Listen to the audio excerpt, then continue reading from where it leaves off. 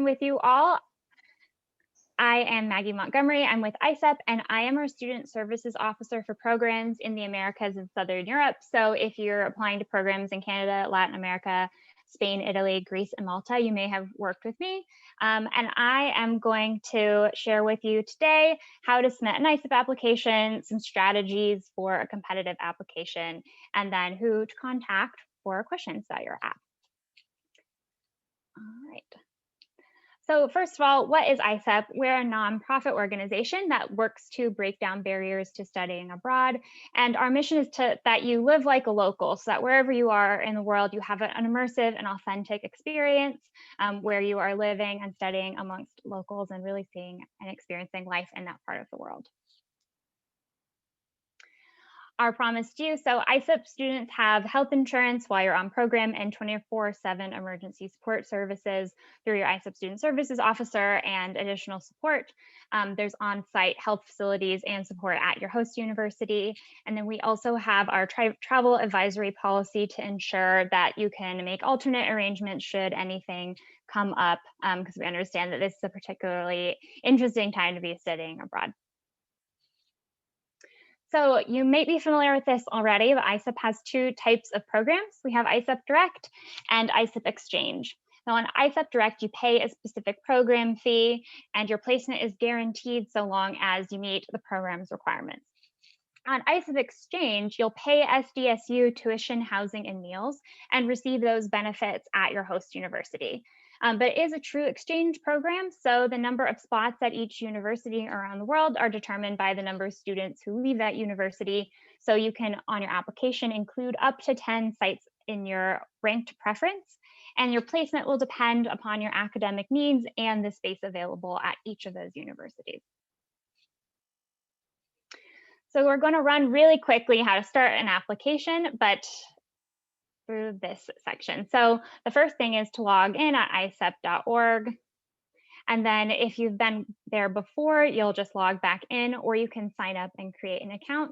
If you're creating an account for the first time, you will enter in your primary region of interest, and this will make sure that you get paired with the Student Services Officer who specializes in the part of the world that you're looking to go to. And then this is your Isop dashboard. Once you're in, so you'll see you have a contact at SDSU, and then your Student Services Officer's contact will also be there. To start your application, you'll click Application, and SDSU has these steps there that you'll want to follow before requesting permission to start the application to make sure you've checked in with the international office and completed some internal advising.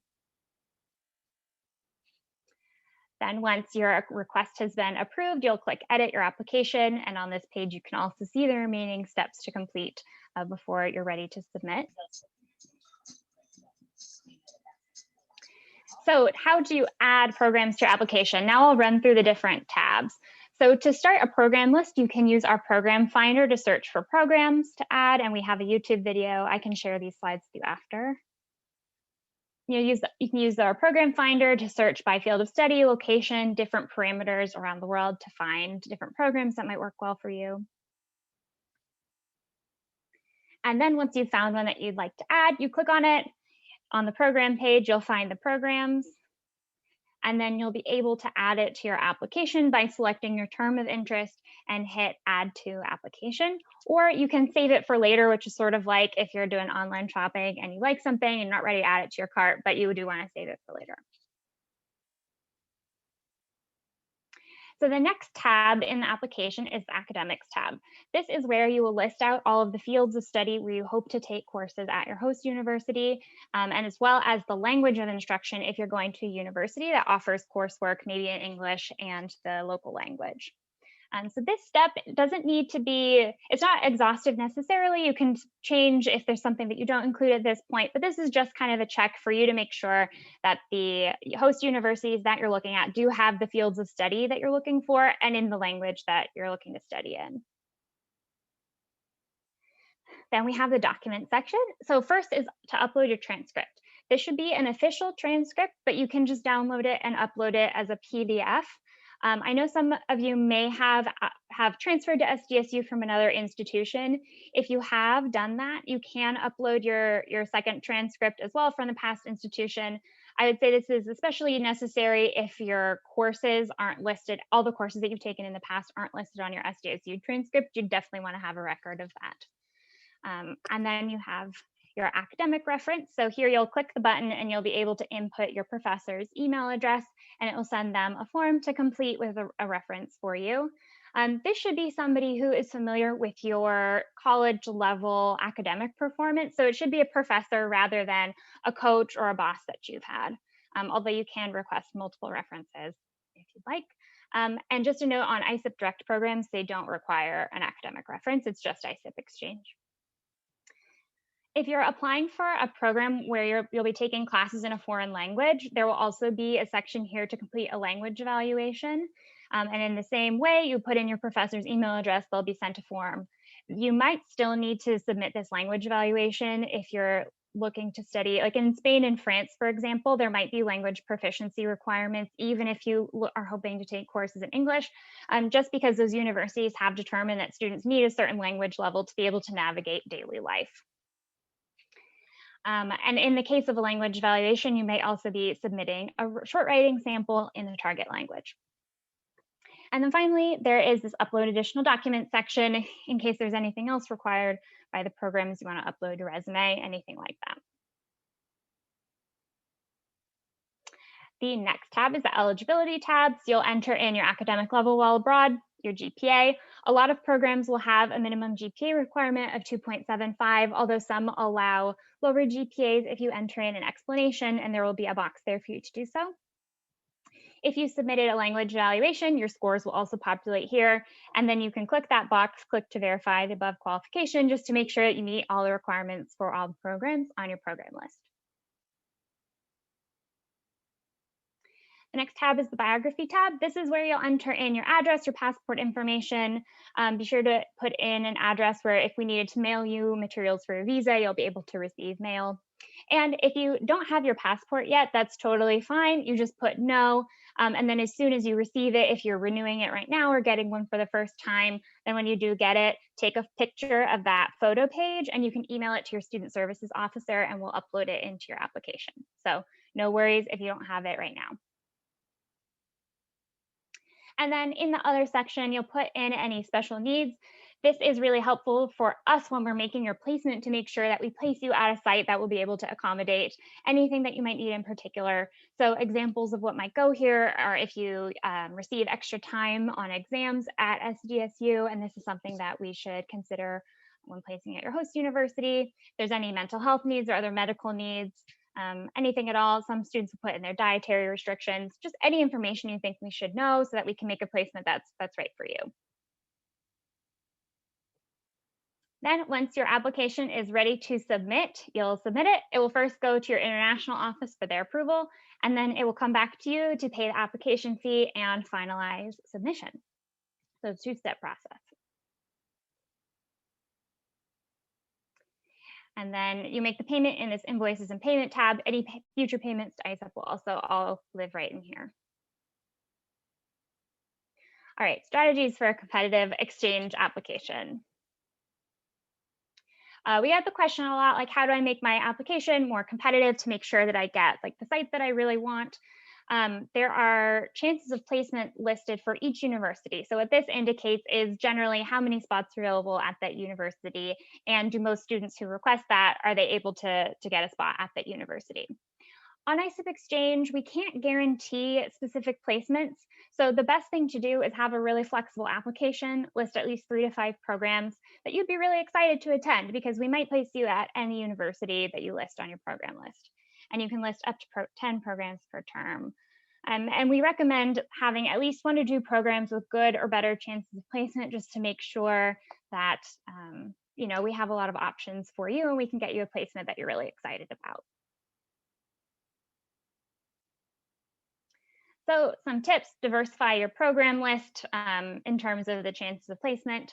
If you can participate on an Isop Direct program, that might be something to look at to guarantee your spot.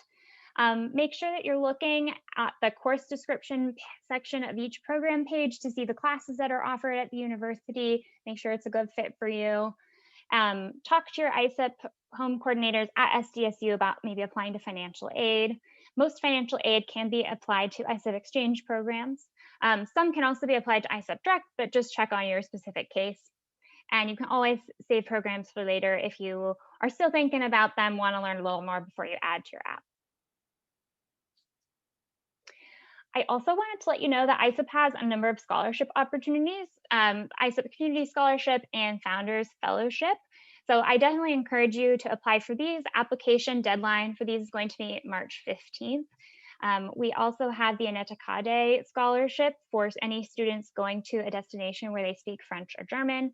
And then on our scholarships page on our website, we also link to other scholarships, so non-ISEP scholarships, but there's a ton of opportunities out there to apply for extra funding through different organizations. I definitely recommend checking those out and applying to any that you're eligible for and interested in.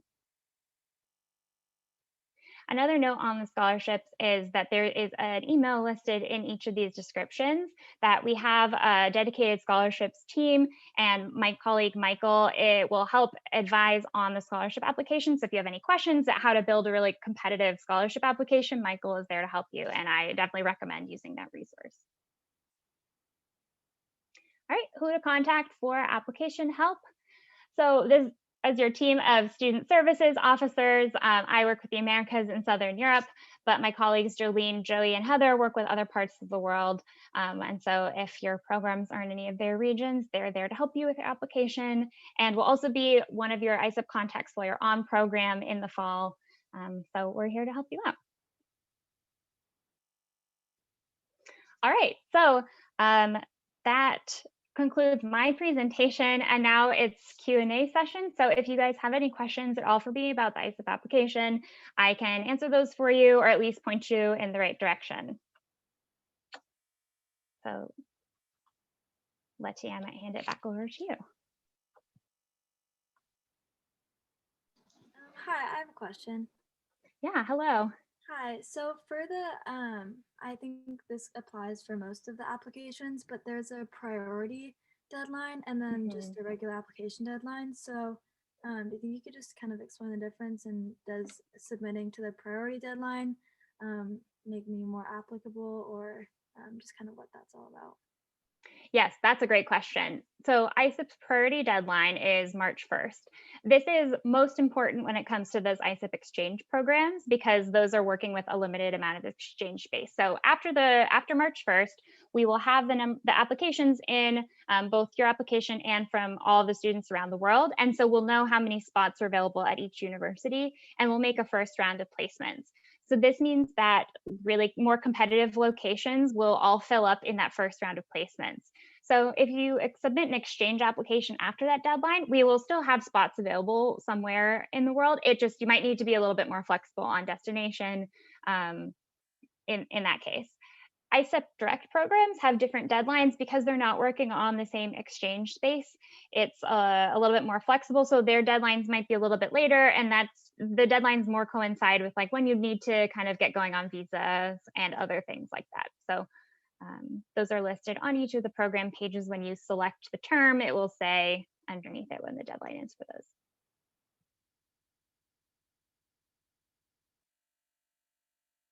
Hi, I think my question might be more pointed towards Ms. Kaya, but I understand that the SDSU, like the study abroad advisors, can submit the letter of rec from that was originally used for the SDSU exchange program and can apply it to the ISEP program. But is it possible for the official transcript to be done the same, or is that something that I need to submit myself? Oh, thanks. Hi, Matt. It's nice to see you. So for the SDSU exchange application, we have access to your transcripts on our end, but we can't access official transcripts. And so ISEP will need your official transcripts as part of your application. And so you can order those through web portal. So you just you send them to yourself. So email them to yourself. I know there's a thing on it that says it's not official if you have it, but ISEP will accept them. So once you get that email, there's a token that you enter, and then you're able to download them and then upload them to your ISEP application. Okay, would that be, well, you said that the unofficial would work as well, or does it have to be an official transcript? No, it needs to be an official transcript. Okay. Okay. And so, I'm sorry. No, I'm sorry. No, go ahead, continue. No, I think that was everything I had. Okay. On the subject of transcripts, Maggie, some students are transfer students or they've attended other institutions. Is it necessary for them to submit all transcripts that they have or just the ones from SDSU? The only required one would be the transcript from SDSU. I think it's sometimes helpful if is transferred coursework listed out on the SDSU transcript? Like, will it say what classes they took at the last institution? I'm not sure if it says that on the official transcript. Okay. I would say it's not necessary to submit the transcripts from the previous institutions, but it's probably a good idea if you're looking to, it's really helpful for the institutions to know what past coursework you've taken. And so I would say I would recommend doing it, but I know that sometimes it's difficult to get transcripts from old institutions. So it's not crucial, but I would recommend it.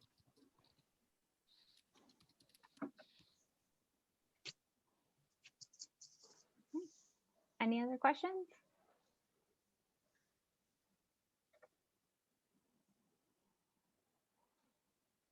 So maybe I'll use this time a little bit to talk about the differences for Isop Exchange and then the Isop Direct programs for SDSU in particular. So on Isop Exchange, as Maggie mentioned, you're paying SDSU. So you're paying SDSU tuition and housing and meals. And so that means the exchange student that comes to SDSU actually lives at Villa Alvarado. And so everything that you pay, that student is using those services. And then on the other end, a student on the institution you're attending is paying their tuition, housing, and meals. And so you're kind of swapping services. On the other end, that housing could look a little different. It could be a dorm, it could be a residence, it could be a homestay that is dependent on the institution. But in terms of costs of what you'll be paying SDSU, just gonna share my screen. We are still working on the numbers for this next academic year, but from spring 2021, this would be the price you're paying for your tuition.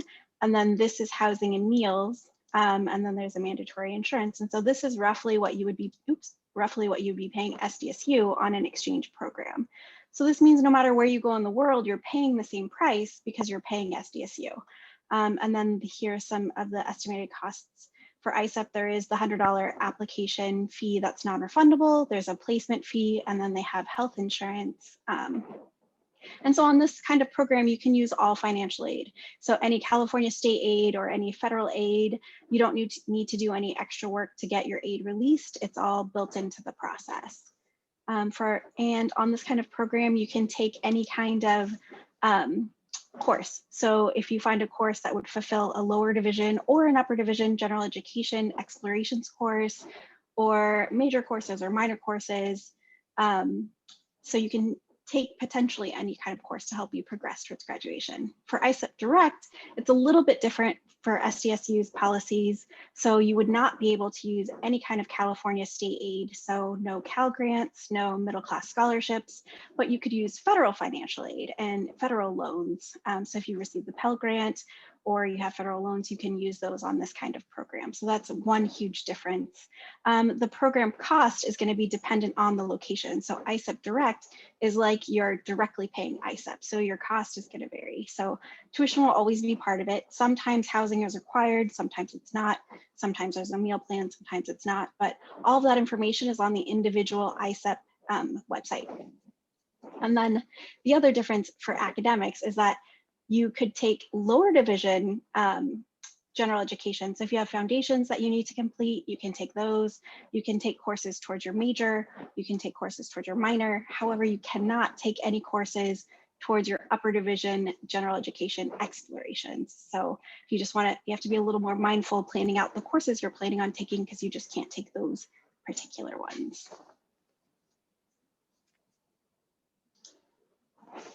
Any other questions about the process? Or about your individual application? Yeah. And I can put back up my colleagues' email addresses in case you do think of any questions in, as soon as we hang up or at any other time and want to reach out to them. And their information is in your Isop dashboard as well.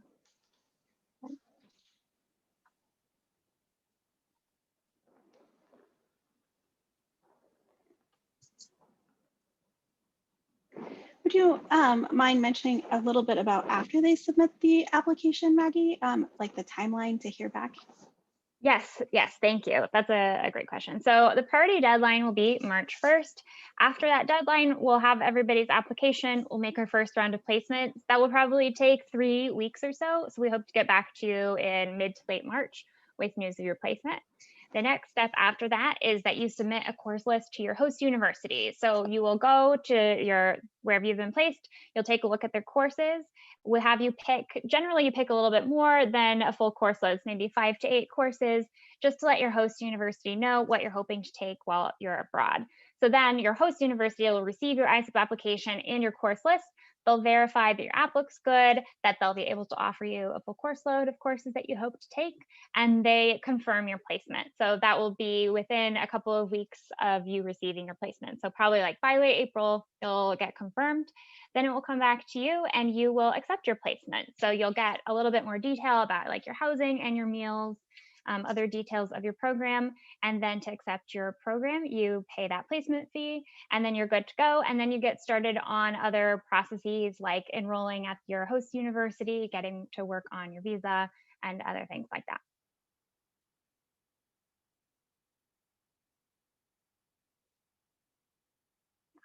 And I just wanted to highlight again, if you're interested in applying for the scholarships, those will be due March 15th. So a couple weeks after the priority deadlines, you have a little bit of time in between to work on them.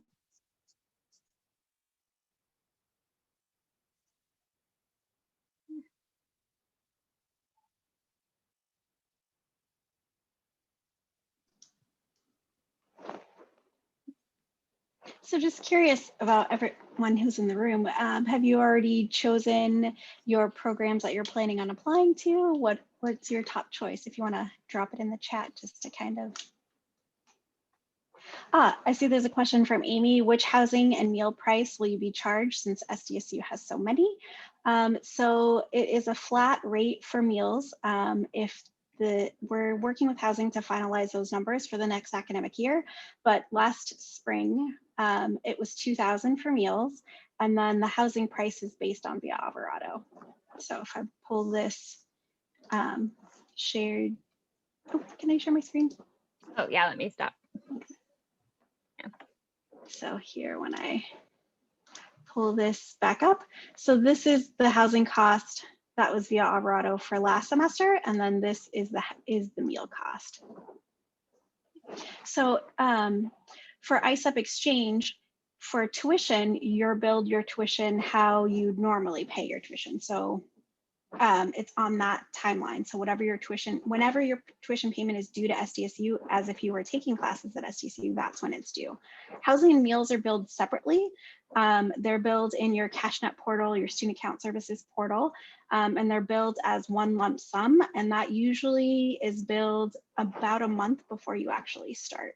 So when anything posts to your CashNet account, they'll post on the 5th of the month. And then you have until the 20th of that month to make that payment. So if you just want to keep your eye on your CashNet portal for when those payments go in. And Maggie, what's the timeline for making an Isop direct payment? The payment for Isop direct programs, so the acceptance fee in the case of an Isop direct program is due when you accept your placement. And then the balance is due 30 days before programs start. So likely over the summer. And you'll want to enroll in Isop insurance 45 days ahead of your program start.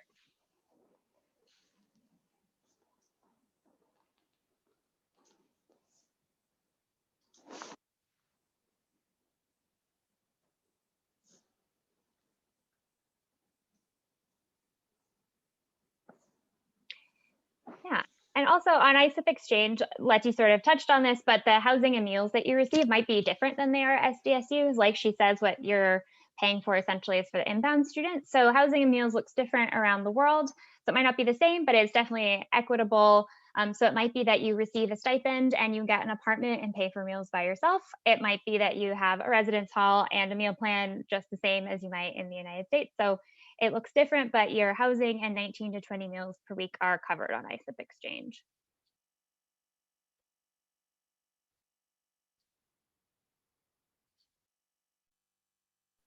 I have a question. Yeah. So I go to SDSU in Calexico. So how do I pay for a housing? Is it just gonna be in the, like, how do I actually make the payment? I don't understand how to do that because I don't house anywhere.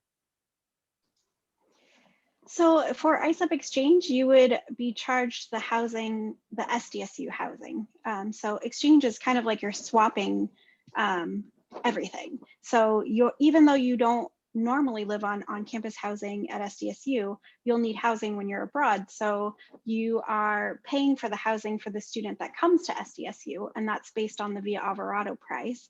And then whatever your housing looks like on the other end, that student is paying all of those housing and meal costs. And so you're kind of switching services, you're switching places and you're switching services. So you're paying the tuition here and that student is using that tuition money to take classes. So that's for the Isop Exchange. If it were the Isop Direct, then you would directly be paying Isop, and then you're paying for your own housing and your meals and your tuition, or for whatever's included in that particular program package. Does that make sense? I know it's a little strange because you're not normally paying housing here, but you're billed in your student account services portal. Okay, thank you. At SDSU. Yeah.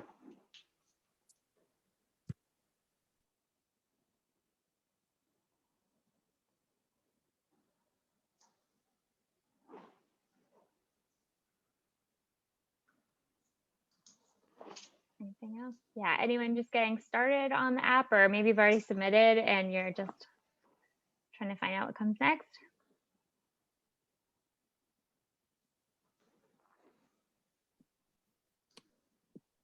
Yeah, I'm pretty much almost done with the application. I just wanted to check in, make sure I was doing everything correctly before submitting. Awesome, yeah, good.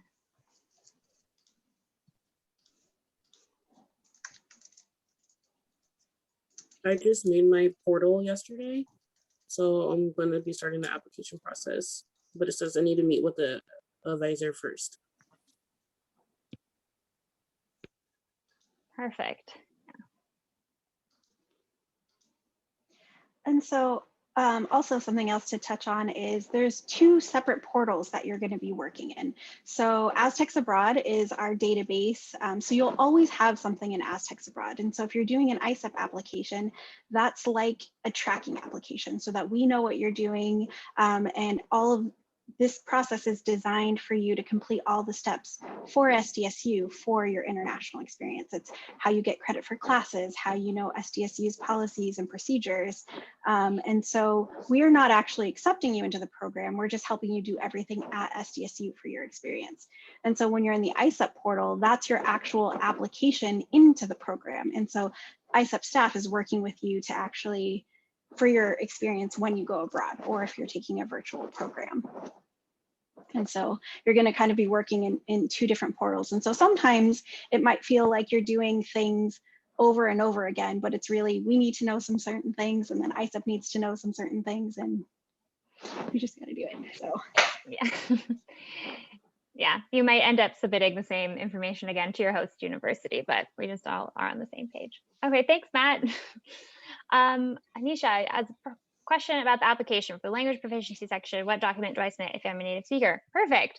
Yes, so if you're a native speaker, what you should do is get in touch with the student services officer for that region. So their contact information will be in your Isop dashboard, and we'll be able to help you out. Either we can complete the evaluation for you, or there might be an online exam that we have you take. So it just depends on where you're applying to, but let us know, and yeah, well, we can help you with that.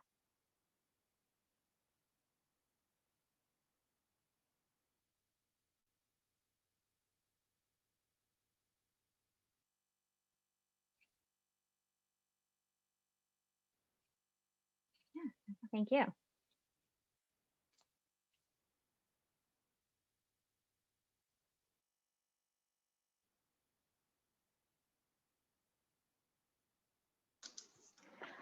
maybe one other quick thing to mention here is when you're ready to submit your Isop application, there's a little button that says submit to Isop coordinator. That's actually me. I'm the Isop coordinator for SDSU. And so I'm checking I'm just kind of like a last checkpoint before your application goes to Isop.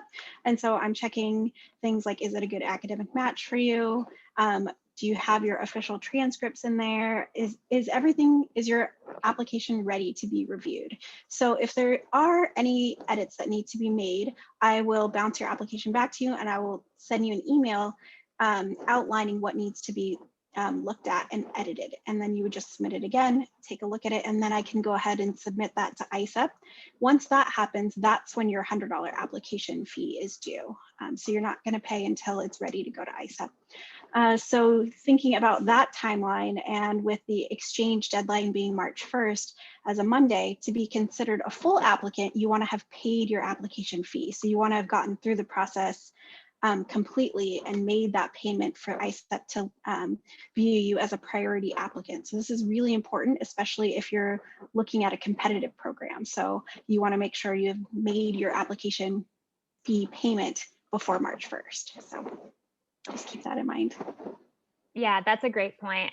Since March 1st is a Monday, I would recommend maybe trying to submit to Letty on Thursday or Friday so that she has enough time to look over it and make any, to point out any edits that you might need to make so that you're not scrambling last minute.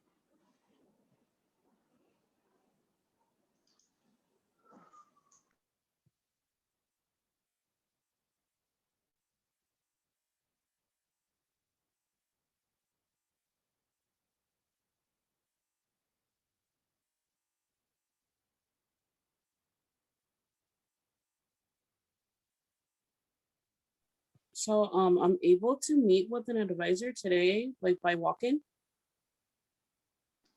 Yes, we have our Zoom buys, which are Zoom by and say hi at our virtual walk-ins. And so I'm going to go ahead and put the Zoom ID in the chat. And so this is from 1 to 3:30. It's every Tuesday and Wednesday. So our Zoom ID is actually our office phone number, which makes it nice. 2475. And so 1 to 3:30 every Tuesday and Wednesday, just join that Zoom ID and they'll check you in and you can meet with an advisor. So is that going to work for you today? Yes. Okay, excellent. And this Zoom ID also is the same Zoom ID for our virtual front desk. And so every Monday through Friday, 10 to 2, you can always pop in that Zoom ID if you have a quick question for our front desk.